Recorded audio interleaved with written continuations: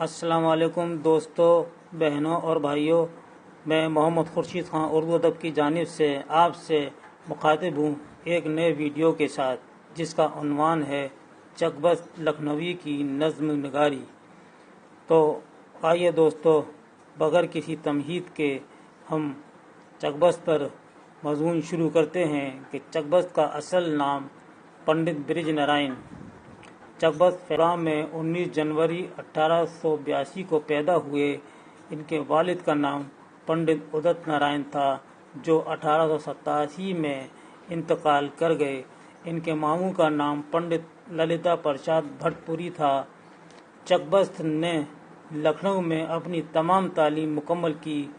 چکبست کا تعلق کشمیری برہمن سے تھا۔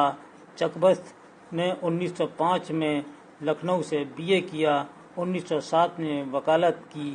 چکبست نے لکھنؤ کے مشہور وکیل نواب سید شہنشاہ حسین رضوی کی نگرانی میں وکالت کی پریکٹس کی۔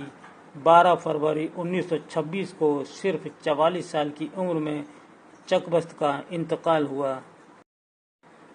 چکبست نے جس دور میں پرورش پائی وہ حالی اقبال اور حسرت کا دور تھا۔ ان دنوں اردو میں شعر و شاعری کا بڑا چرچا تھا۔ چکبست نے بھی اس ماحول سے فائدہ اٹھایا۔ تقریباً 9 برس کی عمر سے شعر کہنے کا چسکا لگا تو وہ آخر عمر تک نہیں چھوٹا اور ہمیشہ مشق سخن کرتے رہے۔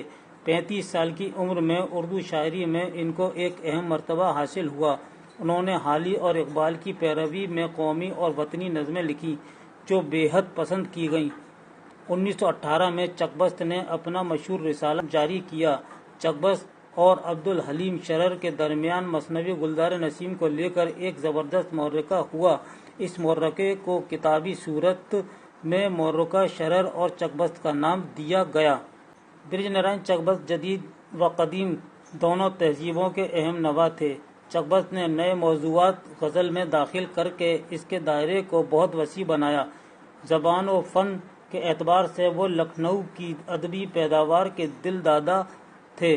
ان کے کلام میں لکھنوی اثر بدرجہ اتم پایا جاتا ہے۔ کلام میں تڑپ اور جوش ہے۔ سادگی، صفائی اور سلاست بھی خوب پائی جاتی ہے۔ اردو شاعری میں پنڈت برج نارائن چکبست ان چند شعراء میں سے ایک ہیں جنہوں نے محض وطنی شاعری کے باعث ایک مخصوص اہمیت و شہرت ہی حاصل نہیں کی بلکہ جدید اردو شاعری کے معمار بھی کہلائے گئے۔ چکبست کی شاعری کا آغاز غزل گوئی سے ہی ہوا تھا، لیکن ملکی و قومی حالات کے تحت چکبست کے دل میں وطنی جذبہ شدت سے اختیار کرتا چلا گیا۔ چنانچہ قومی و وطنی جذبے کی شدت کے زیر اثر چکبست نے جدید نظم نگاری کی توجہ کی۔ اس حقیقت سے قطعاً انکار نہیں کیا جا سکتا کہ ہمارے اردو شعراء نے غلامی کی بے جا پابندیوں اور جبر و تشدد کے خلاف جو صدائے احتجاج بلند کی، اس سے ہندوستانی عوام میں ایک نیا جوش و خروش پروان چڑھتا رہا۔ آزاد، حالی، اقبال، جوش اور چکبست جیسے محبان وطن نے ہندوستانی عوام کو ان کے خوابوں کی تعبیر سے روشناس کرانے میں جو اہم خدمات انجام دیں، اسی کے صلے میں 1947 میں بالآخر ہندوستان کو آزادی مل سکی۔ چکبست کی شاعری کا واحد مجموعہ ہے جس میں سیاسی، وطنی اور قومی احساسات و جذبات کی ترجمانی نہایت موزونیت کے ساتھ دیکھنے کو ملتی ہے، لیکن حب الوطنی کے احساسات و جذبات کو چکبست نے جس آفاقیت اور انفرادیت کے ساتھ اپنے کلام میں داخل کیا، اس سے اس حقیقت کا انکشاف ہو جاتا ہے کہ ان کی شاعری میں ان کی وطنیت کے محرکات سب سے زیادہ قومی ہیں، جس کا خاص مقصد وطن کو بیدار کرنا ہی ہے۔ ویسے تو یہ احساس آزاد اور حالی کے زمانے میں ہی پیدا ہو چکا تھا، لیکن اکبر، اقبال، جوش اور چکبست کے زمانے تک اس میں مزید نکھار پیدا ہونا شروع ہوا۔ چکبست کے دل میں حب الوطنی کی شمع روشن ہوئی تو ان کی ہستی وطن و قوم کی محبت میں سرشار ہو کر رہ گئی۔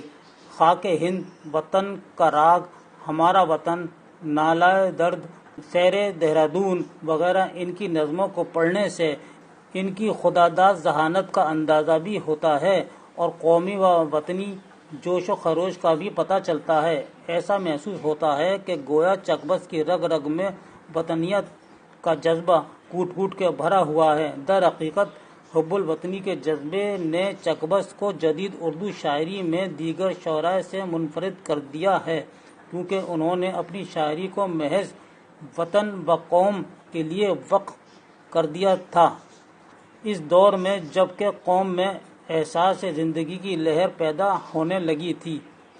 نظم خاک ہند میں چک بست نے اپنے وطن کے شاندار ماضی کو بڑے عزت و احترام کے ساتھ یاد کیا اور ان بزرگوں کا ذکر بڑی عقیدت کے ساتھ کیا۔